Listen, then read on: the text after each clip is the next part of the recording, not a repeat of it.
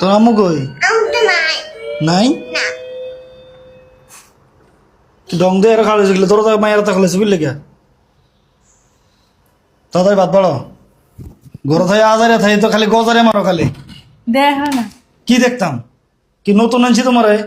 4 বছর সংসার করে কি নতুন দেখতাম কি দেখতাম তুমি কেউ কাপড় পরে না কাপড় পরে কইছি অন পাত্তা দাও না বুঝলাম না। আচ্ছা অনেক খিদে লাগছে আগে ভাত দেওয়ারে কইতেছি বাতা তো রান্ধিনি আমি ভাত রান্ধো নাই মানে কাপড় পরতে তুমি সবাই পেয়েছি ভাত রান্ধানের আল্লাহ দুনে সব মাইয়া লয় কাপড় পিন্ধে ছাড়া থাকে এরা কাপড় পিন্ধি রান্ধো না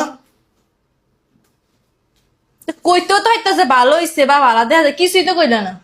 আইয়ে সেন সেন সেন সেন কইতে আমি সারাদিন পরে না খাই বাসাতে ভাত তোমার মধ্যে খাওয়া একটা আনরোমান্টিক আমি জীবনও দেইনি। তোমার লোক রোমান্টিক যা রোমান্টিক সময় রোমান্টিক হয় না বাদ দাও তাড়াতাড়ি মেজাজ খারাপ করো না ভাত রান্ধিনি